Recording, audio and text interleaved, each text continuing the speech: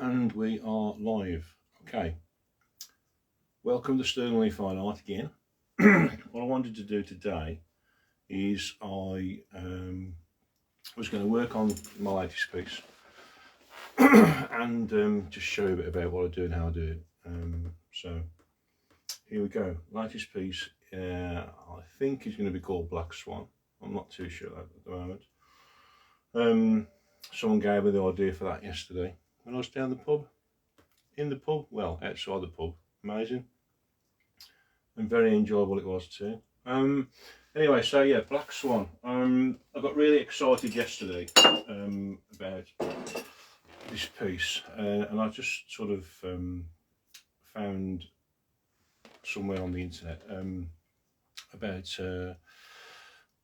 gold leaf, and that seems really quite exciting to put onto this piece. So I've done a bit of research onto that, and I'm quite looking forward to having a go. I'll turn the camera in a minute so you can actually see the piece better. But you've got to look at me first. Anyway, so what am I going to be doing? I'm going to be putting the base layering on the ballerina's dress, and I'm probably going to do some work on the skin tones as well. But I just wanted to show you what I'm doing and how I do it, so as you get a bit more of an insight into all that process. So here's the piece. I'll just turn this round here. That's the actual piece I'm going to be working on, and you can see here that's my reference image from a professional ballet dancer called herself Jade Ballerina, and as you can see I've copied that reference piece onto there. I've got a very sort of abstract background on it at the moment, because I want to keep that very loose. I don't want anything to define exactly where she is within the whole piece, and that's why it's all very loose. So just going back around here a little bit, there you can see my palette. My palette is a piece of Formica. There you go, one palette, large palette. I can mix anything on that, but I have to keep it clean, which I don't do very often, which I should do, because it gets a bit, as you can see, full. And I don't like working paint on top of paint. I like the palette to be clean-ish, but that can be done later. Brushes, not your normal sort of average sort of oil painting brushes, really sort of acrylic and watercolour brushes. But I do like the feeling of it. I'm not over keen on the general sort of oil painting brushes, of which I have numerous ones. This sort of thing. So these sort of things, I find them very bulky. I like to do a bit of detail, but they don't suit what I do. They don't suit my style, and I don't feel comfortable with them. But okay for doing large areas. Just put those back in there.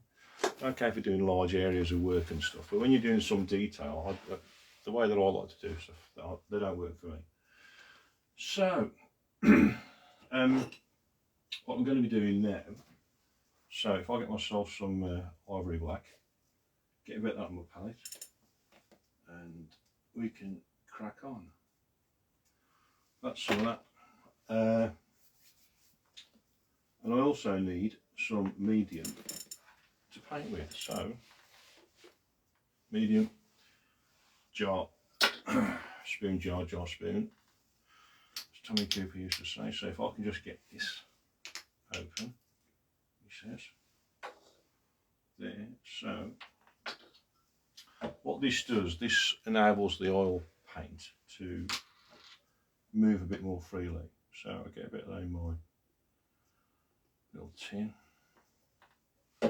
This stuff's got quite a strong smell to it as well, which is also, I think, part of the pleasure of using oil paints, because it's all about the aroma and stuff, and it makes oil painting a lot more tactile. And I'm getting a bit warm, so that can come off. And you get the smell of the oil paint and the smell of the medium, the smell of the white spirit, and it all sort of adds to it. So what you do basically is, what shall I use? I really do like these Dale Arena brushes. There's just something about them. They've got a nice quality about them. He says, they hold the point really well. So, fantastic. So they do hold the point quite well, which again means that you can get the detail where you want it. So I get a bit of that on the brush, a bit of medium on the brush, get a bit of paint on the brush, and then I get that. That is my marl stick. What this does is allows me to paint on something in the middle of the painting. I'll just get you a bit more to look at the painting. There we go. So I can actually lean on over just above the painting for when I'm working on it. So there you go, look, I've started already. I'm just following my line drawing so as I can see what I've already got down there to work on. And then I'm just going to block in this base area of the ballerina. So I've got the background in already as well, because I want to give myself something to work with on the background, because if I just, it's all a matter of balancing one thing against the other. If I just got the white canvas and no background to it, then it's a bit harder to gauge exactly what the overall piece is going to look like. Without that background, because you've got nothing to balance the ballerina against, if that makes any sense. So I'll just do the outline first. And one of the beauties of this oil paint is that whilst you're doing this, you can, if you make a mistake, which I always do make, everybody makes mistakes, you can actually correct it fairly easily. You can fetch the stuff off because it takes a while to dry. You can paint over it when it's dried. Not like watercolours. Once you get something down on watercolours, then that's it. And there you go. It's quite a fantastic process actually. So what I'm also going to do, whilst I'm talking through this, what I'm also going to do is, obviously, because this is just all completely black now, I need to be able to see where the form of the ballerina is going to sit underneath. So I don't want to completely paint in everything. I need to leave some areas where I can see what I want the form of her dress to look like. Now, so I've got a bit of a slip here yesterday. Can you see that? Yeah, you can just about see that, can't you? Just down about there. You can't quite see it too well. I'll just turn that bit. You can just sort of see where the dress is there, and where I've gone over with the background. Just going to bring that part of it down there, fetch that in. I can redefine where I want the bottom of the dress to go to. So the trouble with this liquid medium as well is that you can't see this, but I can. So I'm obviously quite close up to the pieces. It actually makes the oil paint very thin, which is the one of the benefits, in as much as it then allows the paint to dry quite quickly, so you can put subsequent layers on top. But the downside of that is, and there's the central heating just kicking in, the downside of that is that the paint's very thin, so it becomes quite translucent and you can see through it.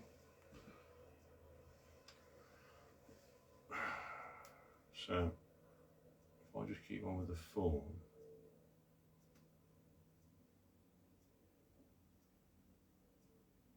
see, again, you can see here that why I'm actually doing this, it's very deliberate, whereas the background I painted in yesterday was really loose and quite flowing, but this is different aspect of the painting, different aspect of the makeup of the painting.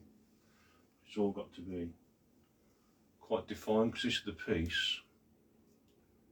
This is the piece that people are going to focus on first, obviously, and the background will sort of be revealed to you more slowly. By that I mean that people look at this piece for the painting first, and the face, and then the figure, shape of the legs, and the structure, and the background become almost secondary. So again, that's why I put too much detail into it. So I'm just going to swap my brushes over, get a bigger brush, medium paint, and then I can easily block in the larger areas.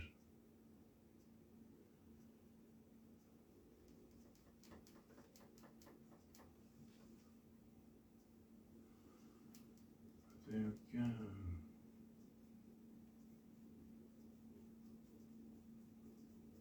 So she's actually now coming out of the canvas and starting to be an entity within the piece itself. Yep.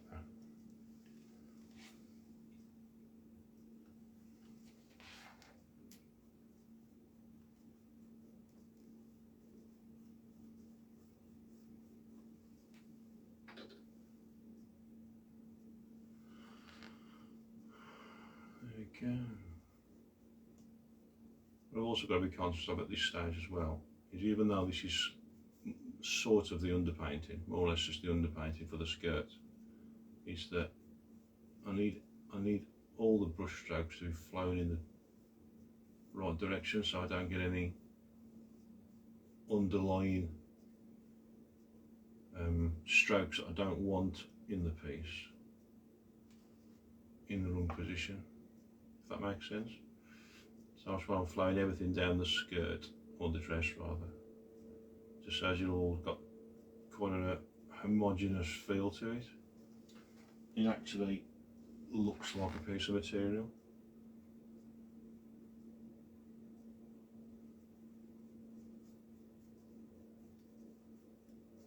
Because this will dry off fairly quickly, and that then will allow me to add more detail to it. So because it's going to be like a shimmering piece of material, like a silk dress, then I'll be able to add the highlights in later with lighter paint, and then that then gives you a dimension to the clothing and to the ballerina's shape. And that's something I'm always doing as well. I'm always dropping, that's always falling off there, and again, that's how mistakes can happen. I'll just tighten that up.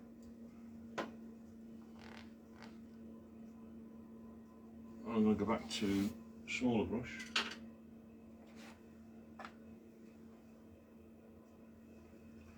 So again, now I'm doing a bit more detail on it.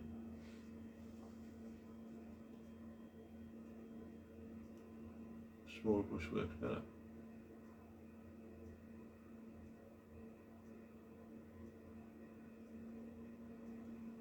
Just pull that around a bit, I think.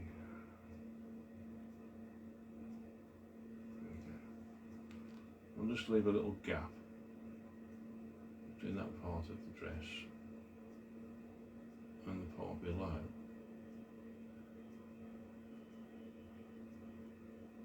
So as I can see where the light's going to catch the top of her thigh on the dress when I start to apply the lighter areas. I'm just going to work a bit of a curve into there. It's not so inorganic and mechanical. That's better.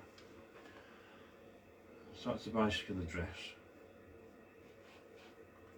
Get a bit more thicker paint on there and less medium, so as I can block that in better.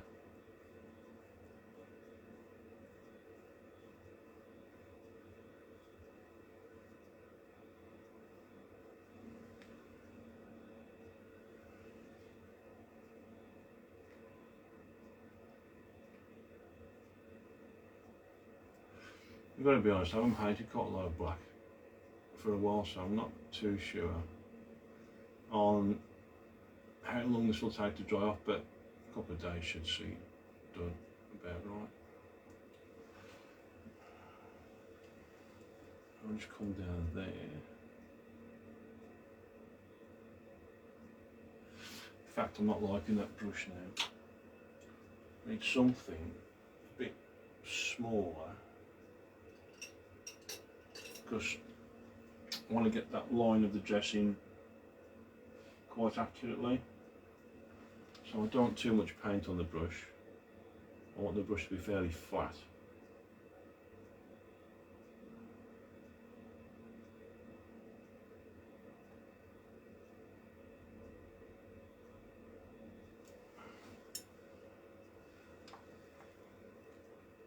So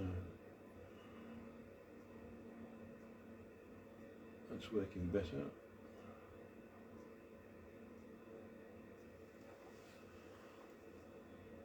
So what I might do now,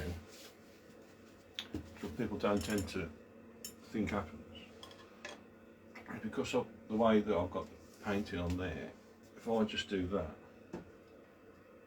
then that is going to work better for my hand movement, being as I'm right-handed, so I can come around that curve easier.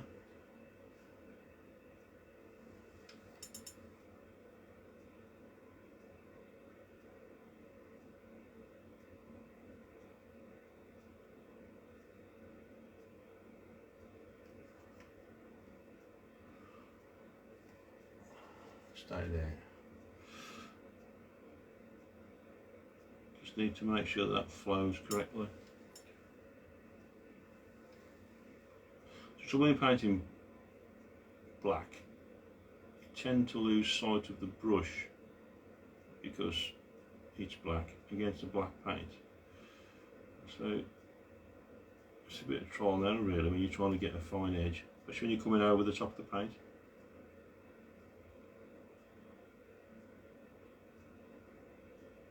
Just keep that going down there.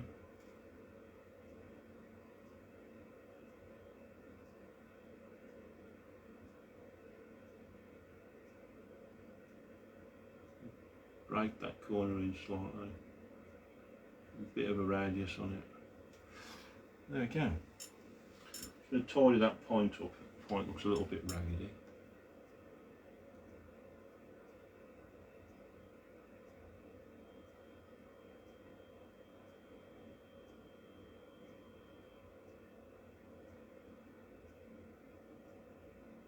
That's about.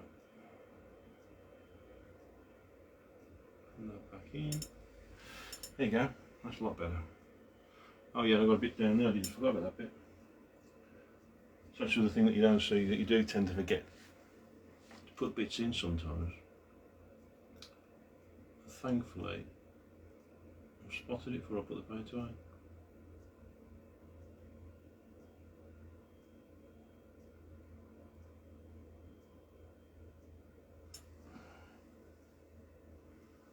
There we go.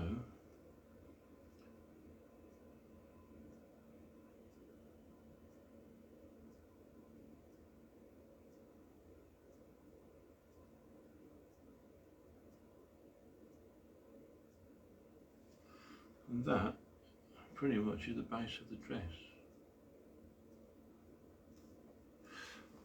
Now I've just got to put the shoes in.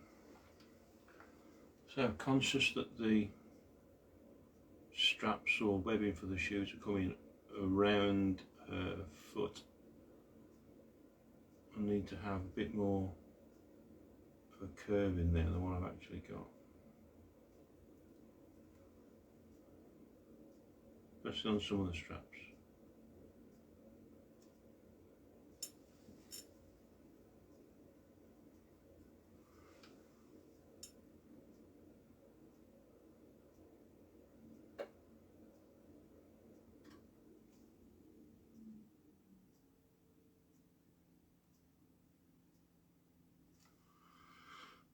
You can also put highlights on this once this is dried off. I haven't got to wait for it to dry off, I can put it in as it is now really, but I just don't want to, I don't like to. So I've got to be absolutely certain that the tonality of the black is where I want it to be.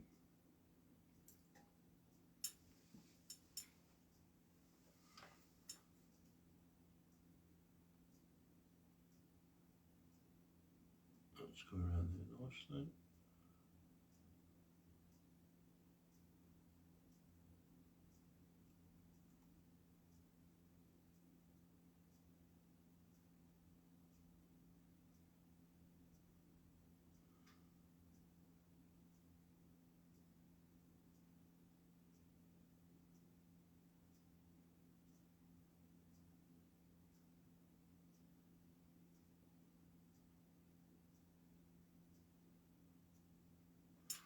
Happy with that one. There we go. A bit too much paint on that brush, so I'll just rotate that round on where the black's got to go anyway, and just fetch a bit of the paint off, and I can pick it back up again, just the amount that I want, and get it back on the strap.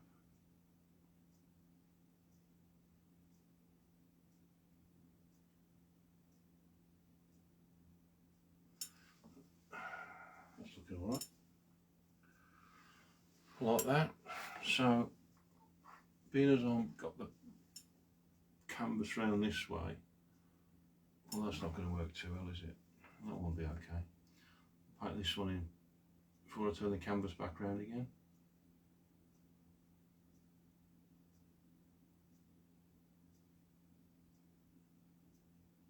You're just getting the outline, you're just going to have the canvas so as the way you're painting, or whatever you're painting, just flows with your hand or your hand wants to move, so it's not too constrictive or difficult or uncomfortable. So that'll do for that. So I just spotted a bit of mist there. So just get that on there.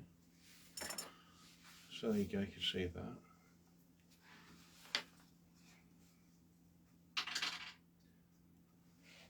I'll smooth that back round again. There we go. Get the brush, get the stick. And there we go. So then again, you can see now that that's just in a position where, if I just keep my head out of the way for a bit if I can, where I can just follow that round easy with my hand. It's just easier. There's no reason why you can't paint it upside down if you want to.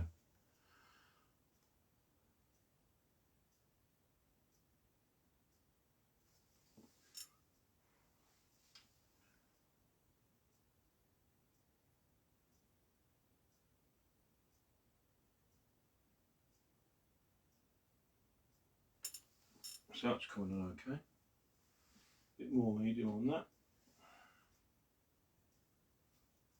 So when you get this medium on, it almost makes it feel like acrylic paint, because it flows so easily.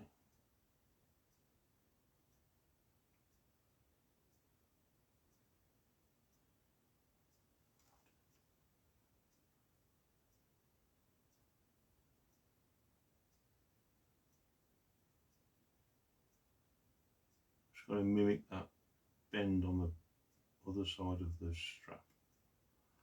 There we go.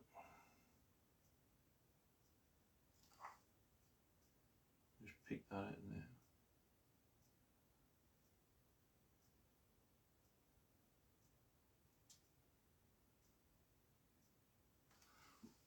That's coming on okay. So the other problem with painting this black is that, whilst I said earlier you can correct stuff, the black is obviously very black, and you can you've got to act quite decisively if you make a mistake, because it's hard to cover it up with the surrounding paint. Look where I'm painting here now on her ankle. Well, I've got her ankle already left either side of where the strap's got to be. Then I don't want to be, obviously you don't want to make a mistake, but if I slip up then it's just going to be hard to rectify that with the much lighter tone of the flesh colour. It's all doable, it just becomes a bit of a pain to make sure I've got a nice sharp edge on that.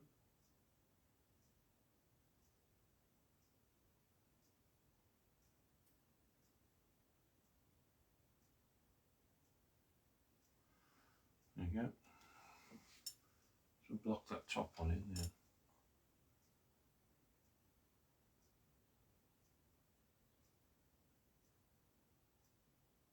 Well, the other thing as well is I always find it easier to paint up to a line rather than down to a line, so just so as I can get that line in there that I want, I'm going to do that. And thankfully all of the edges of this are dried, so whilst I'm turning this around I'm not actually going to be fetching any of the paint off the edges, which is always a pain. So it's now, you see, it's much easier just to paint up to where I've got to stop rather than paint down to it, because you can see what you're painting up to. If that makes any sense.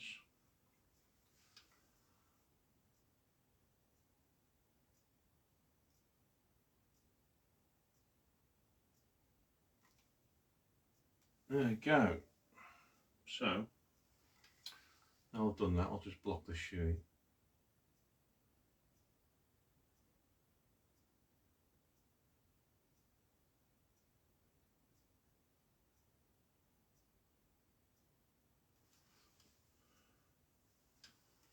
It's all quite slow, delicate, deliberate movement.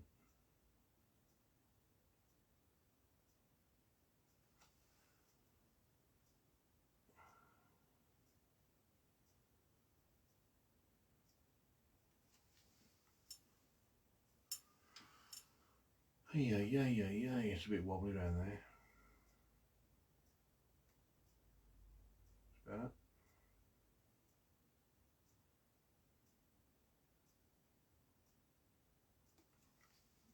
Also got to be aware here that, like I said before, because I'm blocking everything in black, I'm just going to put the line in where the shoe ends and the sole begins. So I'll just fetch that down there like that. And that's the sole. So I'll just have a look at that on a reference piece. Just see how that fits in there. Okay. So that's going to come across there like that. It's going to come across about there. So I'll just leave that like that for a while and then block that in later when this is all dried around here, which will allow me a bit more freedom. Could probably use a bigger brush now, but I'm getting to quite like this one. This one's just about right. It's not really about speed, filling in large areas of the painting. It's about doing the bit of the painting I'm actually working on accurately and correctly. So I'll just leave that there, do the other one before I turn it back around again. That line doesn't actually look correct, so just have a look at that again. You see that on there, you can see what I'm doing there, you can, yeah, just about. So if I have a look at the back of that, okay, just like that. Right. So I need to just blend that line there, that edge, come round rather than looking like the sharp edge that I've got to a bottom of the foot there. That's just got to come around there, a bit more black on that.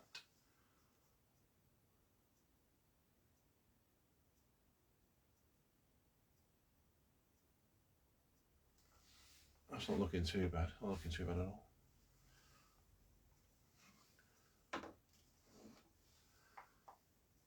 I've got a bit in there, so just want to come back around that. Like I was saying earlier, I can paint up to this line a lot easier.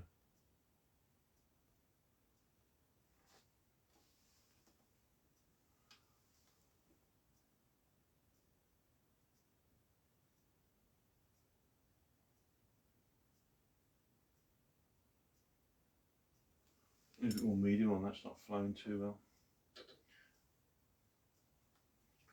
Again, you got some colours flow easier than others, so it depends how much medium you want to use and how fast you want the painting to dry. At the front of a shoe in.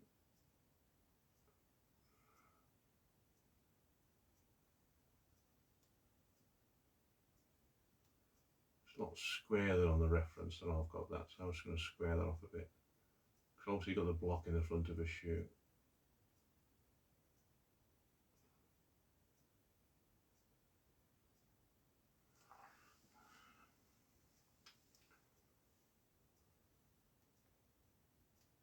Sort of fetch that in there.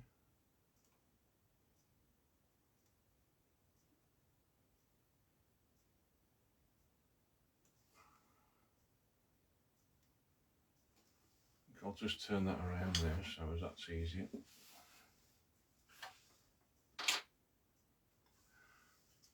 There we go again, around there. So again, that's presenting the piece in a better orientation for me to paint it.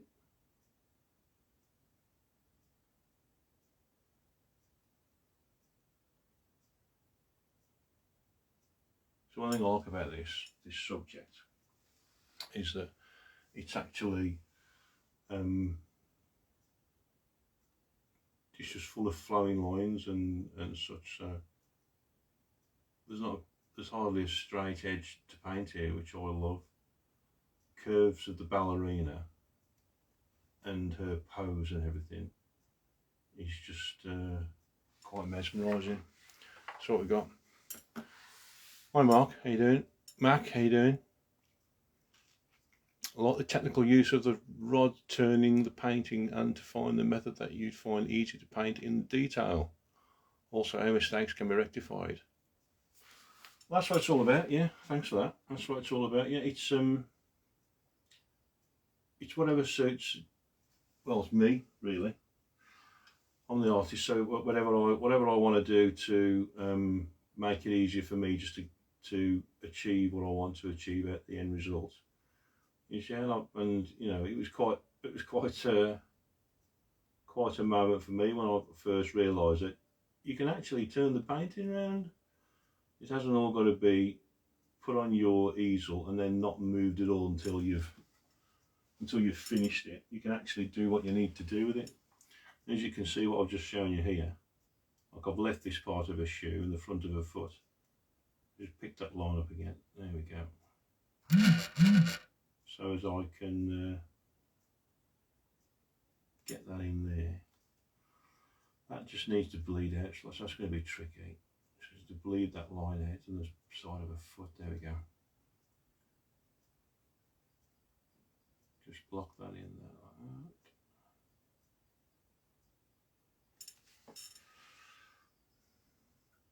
So as I'm coming around this side of a foot now, that actually looks a bit strange. But a foot is actually slightly turned, so that's you looking at the top of a foot there. That's coming around because the foot's actually angled towards you. So that'll be more demonstrated when I actually put the tones in for the reflection of light off a foot. That's better. So at the moment it's just flat colour because I haven't developed the skin tone yet. I've just put a base coat of the skin tone in. And you can just see how that's actually a bit too much curve on that really. See how the foot's developed now, they're just getting the shoe on.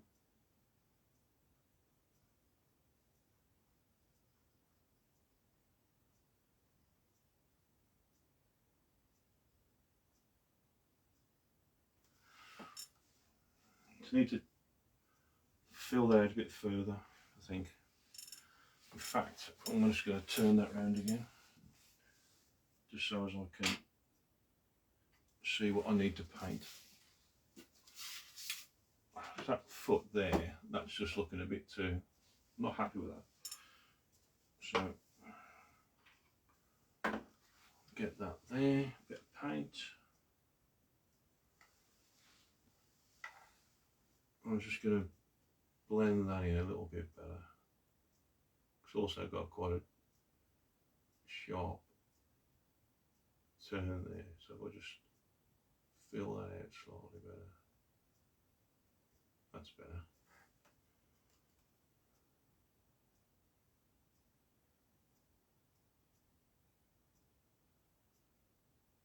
Bring that out there and there.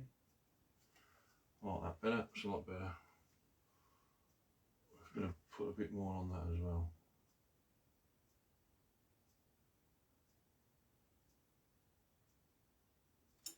Happy with that. There we go. Good. Happy with that. Right. So, most of the shoes and the dress now blocked in. Get that where I want it. Next thing I want to block in, I'm just going to clean those brushes off. So just bear with me a sec.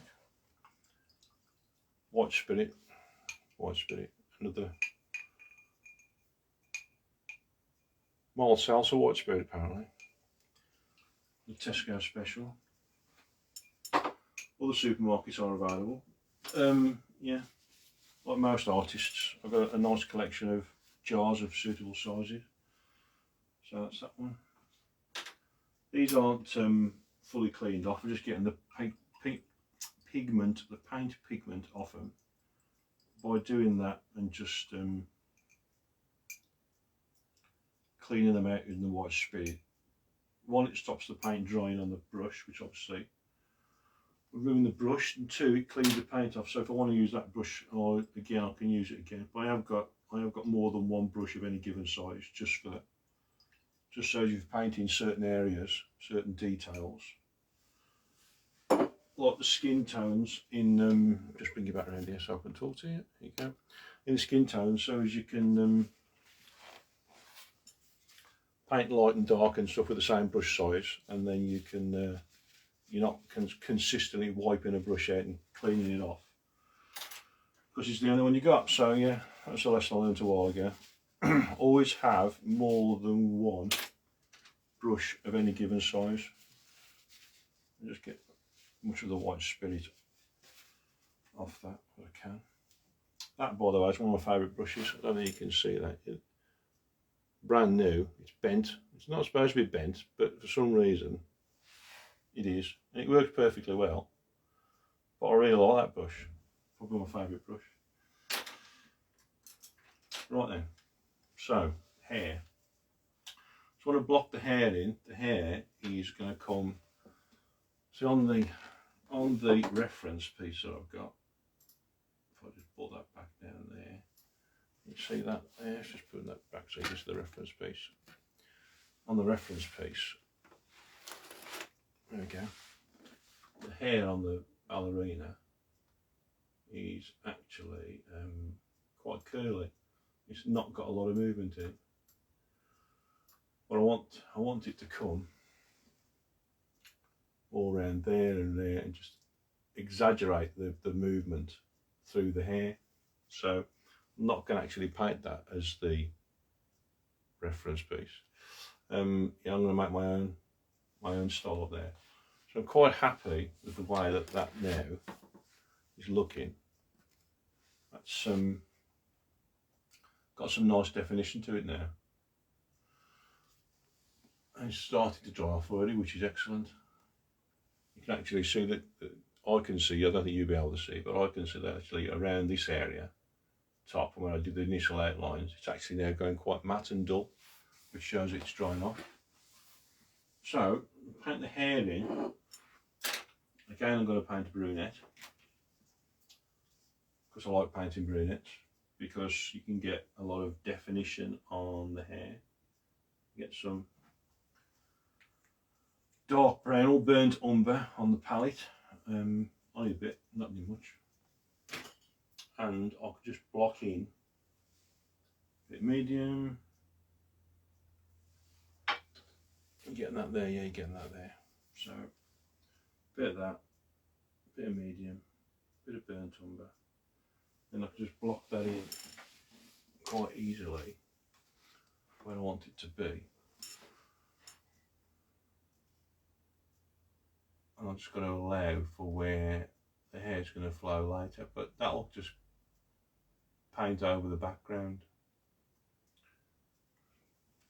Just need to get, this is just basically just the background for the hair, so it'll be base coat, as it were.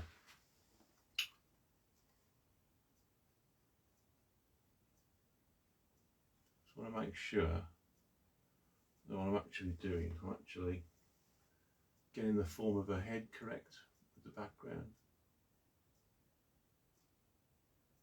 That looks about right. So whilst underneath the hair you've got a head and a skull, which I've got to be very conscious of. I want to have a misshapen head, because you can come up errors of your form with the hair, because the hair is just going to have a life of its own, and it's just going to be where it'll be, even though it's anchored back to the ballerina at some point. Because it's long, it'll just flow where you want it to flow. So you can make a few corrections to errors with that. So what the hair is also going to do is define the muscle structure, the boundaries of the muscle structure on our arm.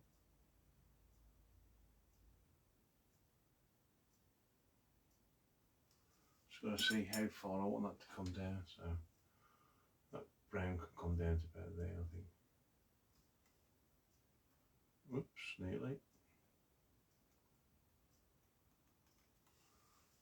I'll bring that round again. So I haven't painted all the flesh tones in on a face because I just really don't like to do that. Because I like to do the face in one sitting, and that's quite detailed obviously, and I like it to flow all as one rather than do a bit here, a bit there, and a bit there. So I just blocked in the main areas of skin on a face, and I will go back to that when I get around to it. I'm always amazed how people paint faces first, and they paint the eyes in first and everything, and all that detail work first before they put the rest of the stuff in. That just scares the pants off me doing that. So no. There we go. I'll just bring that back in, even though you're not going to see much of her ear, because I'm going to have hair over it.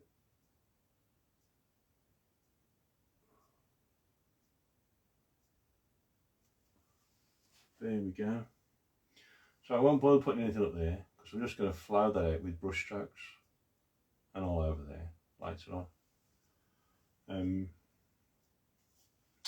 So that now is a lot more defined than it was about half an hour ago. Just see a little bit of black that I want to improve, so I'll just wash that off.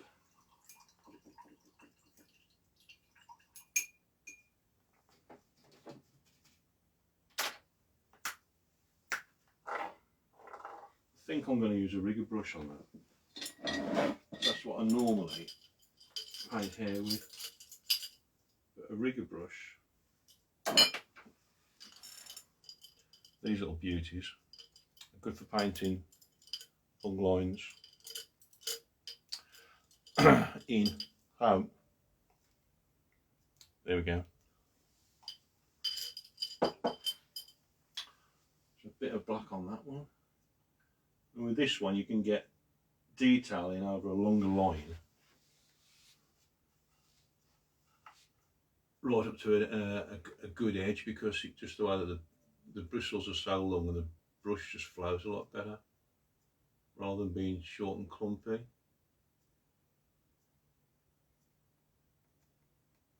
There you go, miles better.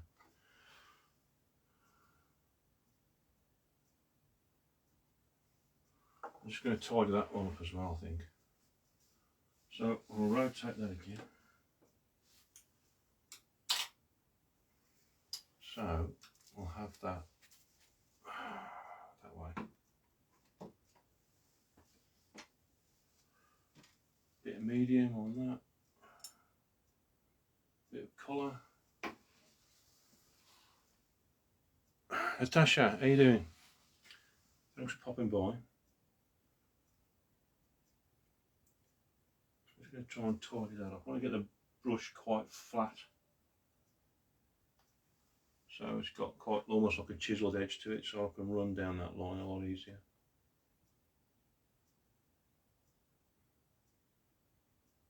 That's better.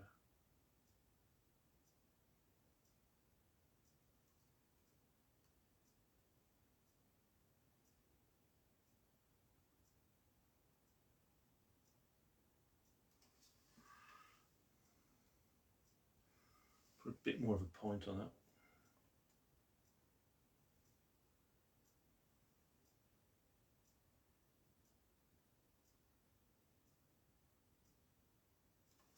There we go. Tidy that one up, so this line's a bit wobbly.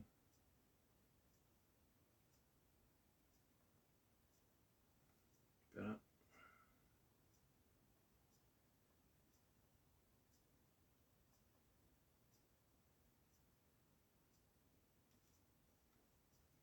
And down there.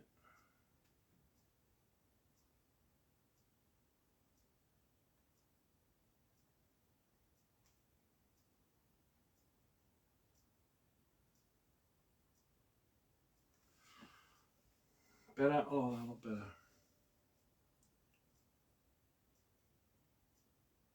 Should remove some of the lighter parts on it. There we go. Not happy with that.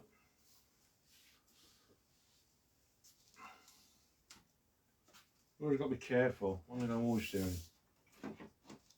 Tend to do that a lot, and then of course when you're moving the painting around, then you get a nice little flick of your paintbrush right across your painting. Then you end up spending half an hour to an hour correcting it, so you have to be very wary of that. I'm just going to tidy that line up on the back of this, because I want it to sit properly. Now I'll just move that across. Again, it's all about just completely moving your canvas on your easel, just so as you can get it where you want it to be, so it's better for you. I'll tie that bit there. So much easier to draw long straight lines with one of these brushes than a normal brush. You get that nice little flick at the end as well. Perhaps I'm going to put a bit more of a, I'm going to bring the skirt around there. That'll give a bit more of a delicate flick to the back of it.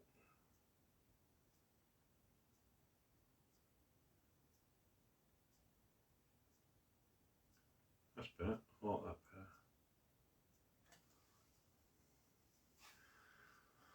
Good, good, good. I'm just going to tidy up. Now I've got this detail brush, I'm just going to tidy up just some of the outlines so they look a bit crisper rather than a bit clumpy that I do at the moment.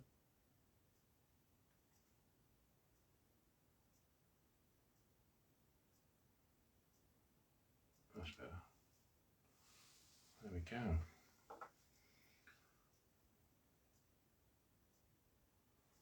Quite happy with that. Quite happy with that. So, clean the brush off again.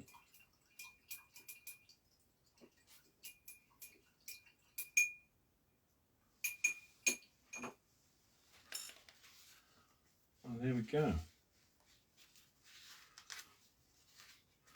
Well, I'm going to develop this. Well, at the moment, the way I'm going to develop it is that I want to accentuate the movement again. So I'm probably going to have some movement coming off the arm going up there. I've just roughly put some scrapes in with a palette knife where I want the lines to go. And then when I've got all this done, this is thoroughly dried off, I'm going to look at putting gold leaf coming off there and around on that line there. And maybe over the back of there like that, or off the back of her arm like that, or down the back of there. peel it off the back, and just sort of bleed it out to nothing. Because I was watching all these techniques about how to apply the stuff, and I usually point at the painting, you can't see it, I do apologise. So yeah, I'm going to have some arcs coming off there, and I'm going to have arcs coming off here and there to accentuate the movement of the ballerina, and give a more dynamic sort of feel to the piece. So just noticed a little bit there. Now clean the brush. This usually happens, clean the brush and I've spot something I've missed or that I need to correct.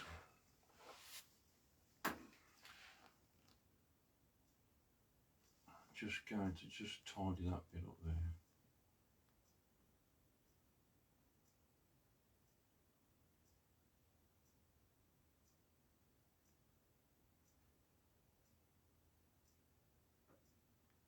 There we go. Better. Nice definition of movement on that there. So yeah. So that really is the you can always find your talk better without a paintbrush in your mouth. Do apologise.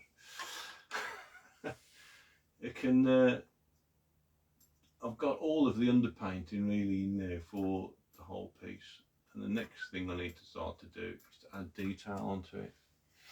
I'm not going to mess around with the background anymore. I'm going to leave that as it is, even though I'm probably going to refine it because I'm not overly happy. It's a little bit light up here, it's a bit too basic. I'm happy with that area and this area around here. That's not too bad, but I've still got some parts of the canvas coming through there which I want to remove. So I'm probably going to rework the background a bit more. And up there as well, it's a little bit too light up there. And I've got a little bit of unintentional impasto there, but that can stay. That can stay on, a bit down there as well, that can stay on. So,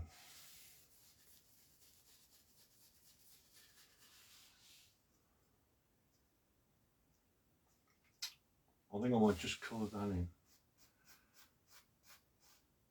because that can go against the black there.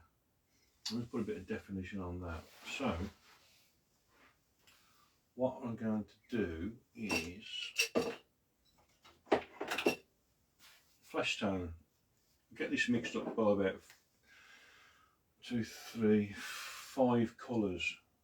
So, I've got some flesh tint that I use as a base. Flesh tint, and I've got some yellow ochre. Just need a bit of that.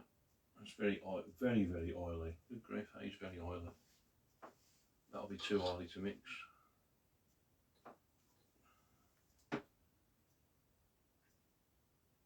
Bit of that. And some burnt umber.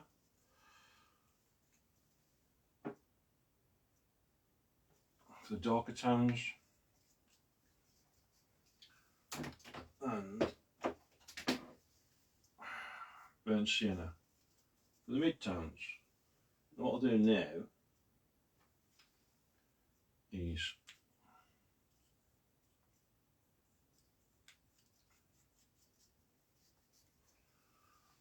all of that gets mixed with white.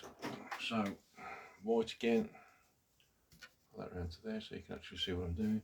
I'll get used to this one of these days. So some white on there.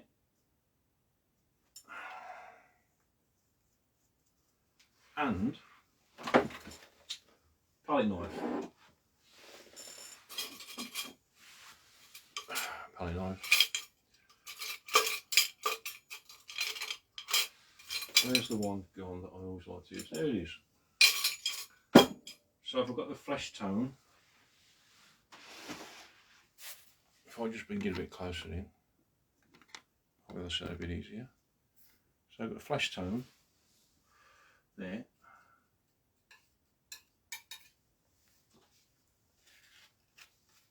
And then some of the darker tone in that, not much. As you can see, this is quite oily and mixing very easily.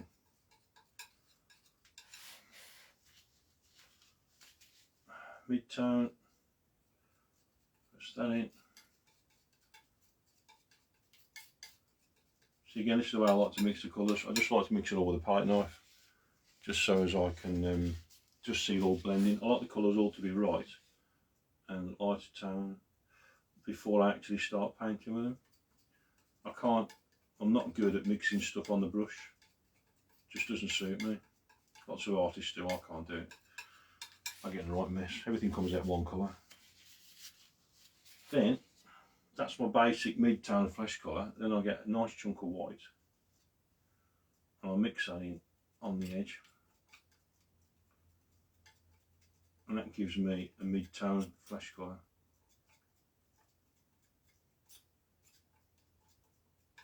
And then,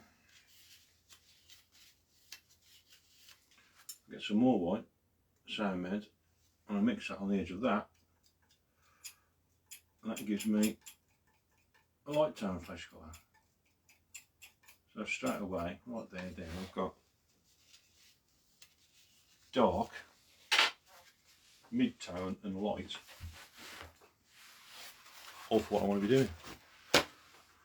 Bit of that, fall into a nice square so I can clear my palette knife. So that's that. So I just push that back a bit. And if I have a look at my reference, so I've got quite a dark hair there on the inside of the thigh, muscle definition there on the light coming down the front of his shin, middle of the calf looks quite dark, so I've got no definition on that piece at all. If I just put you back round to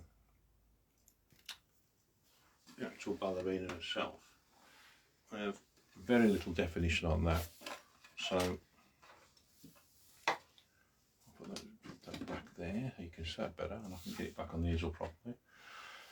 So that's that. I can now, if I get myself to, I reckon, normally when I'm painting flesh tones I use a number of brushes that are all the same size, all close. So that's a number 2, 2s and 3s, that are 3, that's a 3, that looks like a 1, that's a 1's too small, that's a 2, that's a 2, so I've a 2, 2, and a 0 is too small. I've got one over in the wrong jar, that's a 3, so that's what we'll use. Get these two out of the way, these can go in the ready to be cleaned jar, so as I don't forget to clean them, and I'll just clean that one off.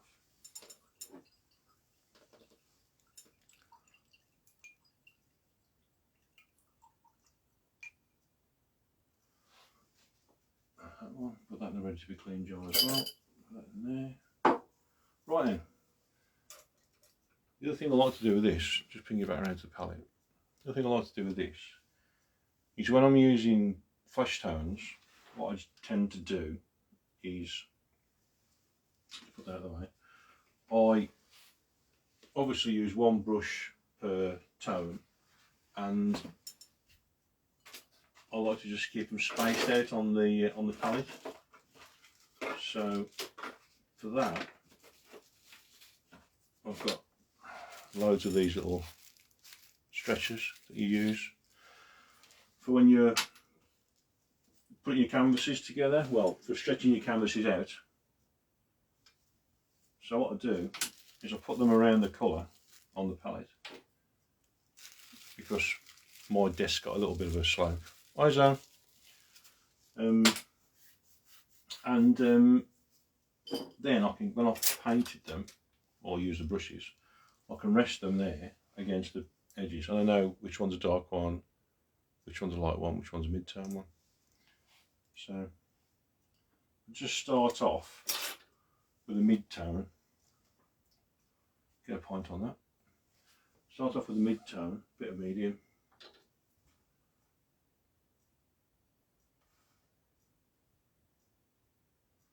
and get my stick like that, put that round to there so you can see what I'm painting. And away we go. So, mid-tone.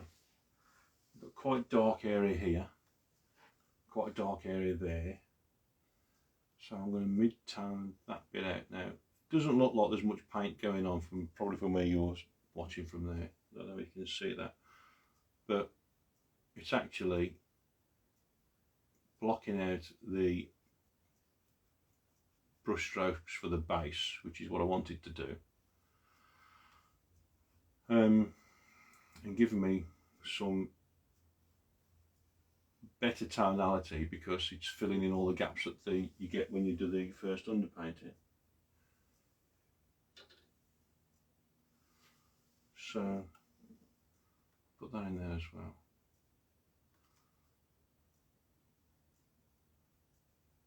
Got a bit too much paint on the brush here. So block that in as well. I've got an errant bristle on the brush. There we go. Just got rid of him. I'm going to fetch a bit of that off. I've got a bit too much paint going on there. A bit too blocky.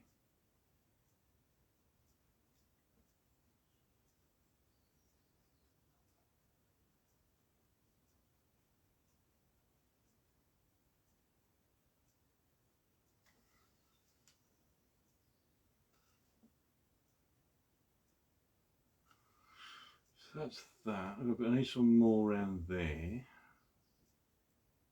Down the back of a calf. The calf needs a bit better definition going down there, I think. So I've got the light actually coming from the back of her as well. Beachy, how you doing? Got a bit more of that coming off the back of there as well. So I'll put that into there.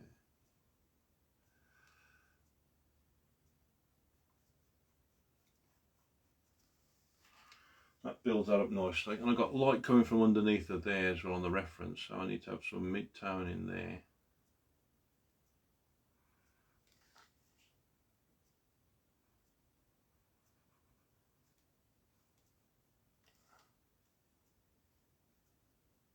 Just remove all the brush marks. I'll just paint them out. So that's that. Got quite a definition break there between, which will really show the angle of this leg to that thigh. So that's obviously coming straight out there, parallel to you, but this part of the calf of the leg is actually coming towards you like this.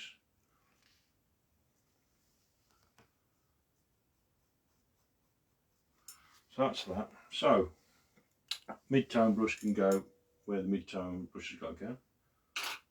So I know what that one is. I'll put a bit of dark tone in there, so I've got a bit of darker flesh tone. That's got to come down there.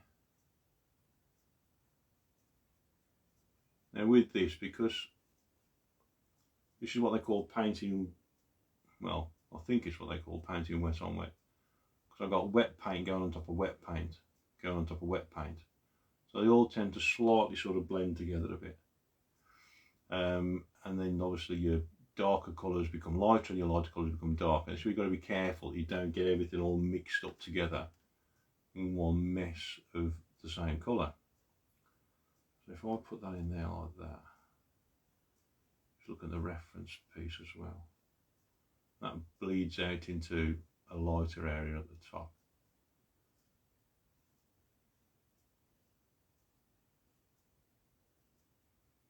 I can probably come over a little bit further.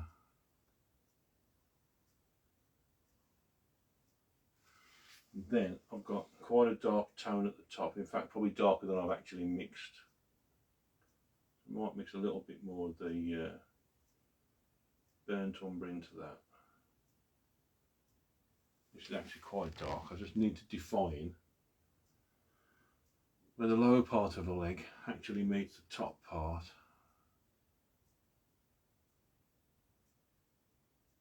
And that looks really dark in there now. Very dark. But that will get blended out a bit, so don't worry about that. It's looking really dark there. Oh, I'm slightly worried.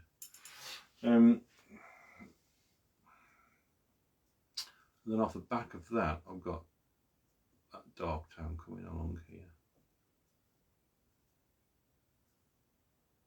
but with light underneath the leg, so I have to be wary of that.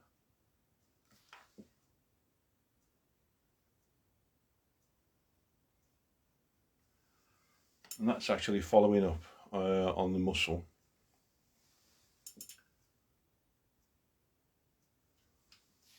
So I can bring that along there, and that muscle definition, because your thigh muscles are one of the largest muscles on your body, so that needs to be defined along there, coming down there. And that's quite dark in there anyway, all of that. So it comes down there, a bit close to the edge as well. And then I can break that off into the dress.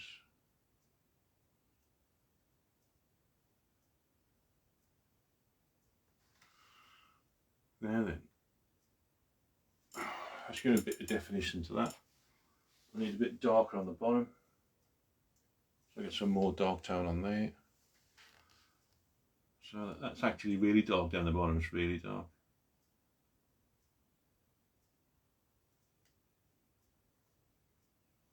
So I don't want any mid brush strokes in that. I want that to just to flow right up to the top and just bleed out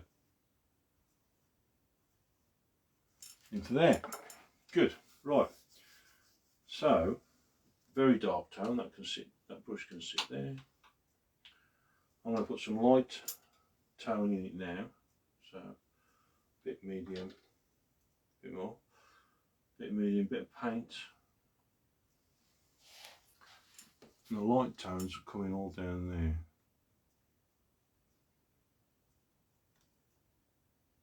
Off the front of a shin. Then it's on the front of a knee.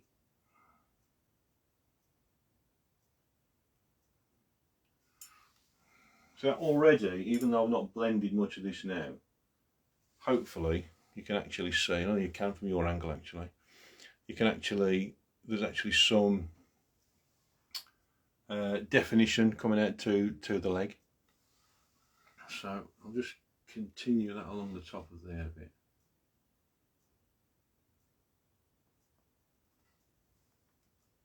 And that actually just go down to here. And a little bit down to there. And that actually follows around to there. So that's really defining the extent of a calf muscle there, you see now. So then, I don't know if you can tell, but I do actually love this bit. Is it coming across? So that bit of extra definition there, and down there.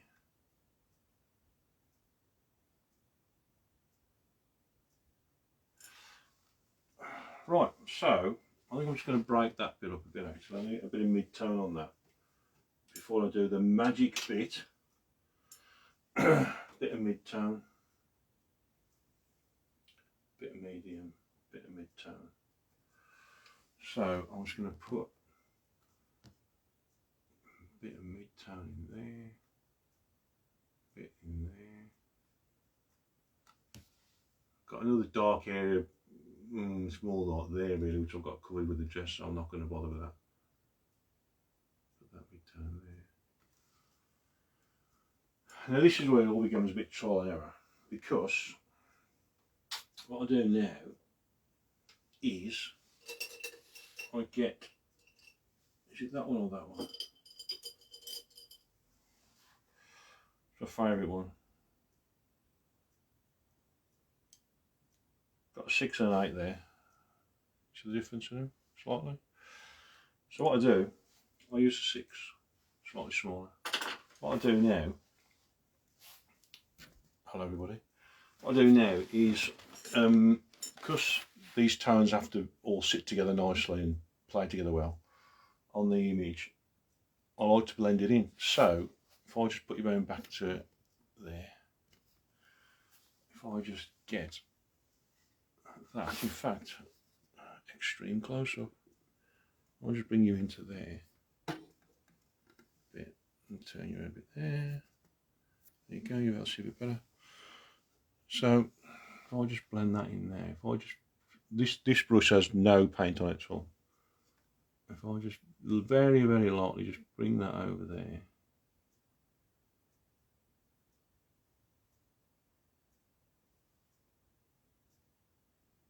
Just blends that nicely together and breaks up any hard edges. Whoops, see, I've picked a bit of black up there. Paint that out. What you've got to keep doing, this is when I start wearing one of my towels. So I'll get my towel, put that across my leg, and you can just wipe off the excess paint off that. Then you can just bring that down on the other side. Just blend that other side line in as well. This just take a little bit of trial and error because it won't blend properly, or it'll blend a bit too much, or just won't quite sit properly. So get that on there. I'll do this on and off for a while.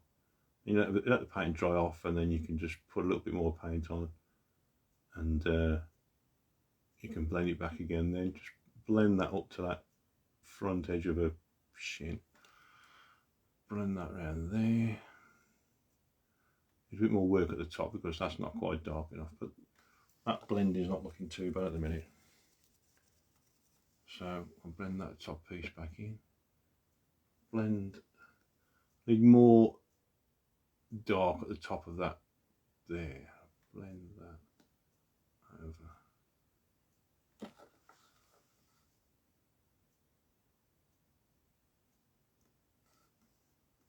Wash a bit of that off.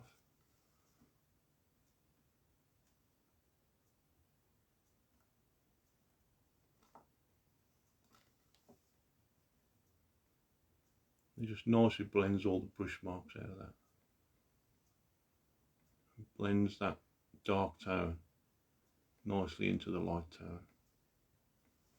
Blends it out. So that's now actually starting to look a bit like a leg, which is the desired effect.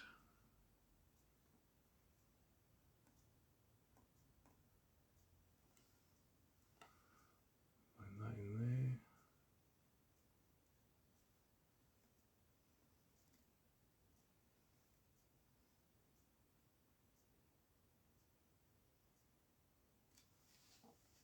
And that's not looking too bad. Needs some work on it, and it needs some refinement. But I'm fairly happy with that as a first go.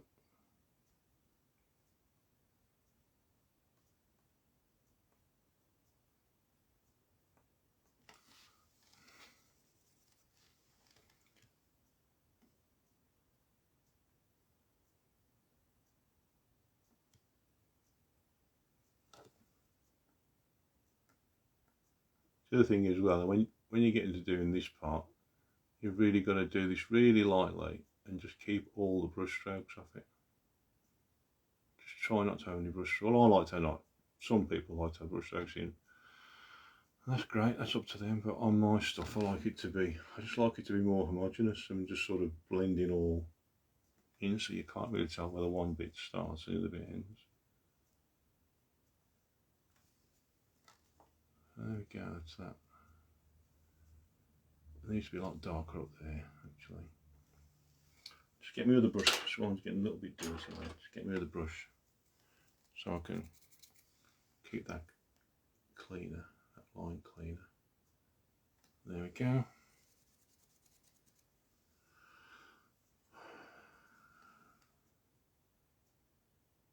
Bring that around there.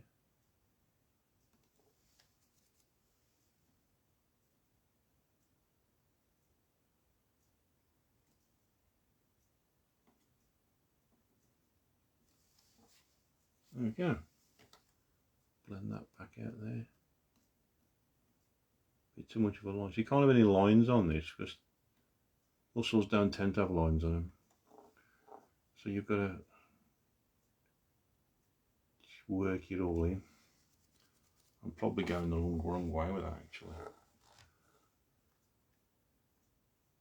Need to blend it back that way.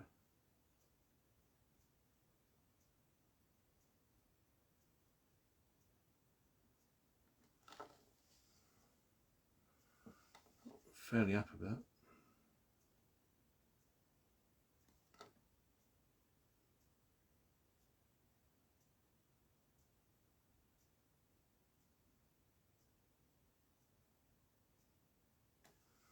There we go.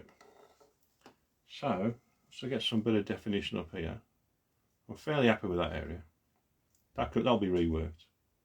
But once we get some more definition around there, that will actually look like it's actually coming off the canvas, so you know, which is what it should do, because obviously the foot there is over this leg.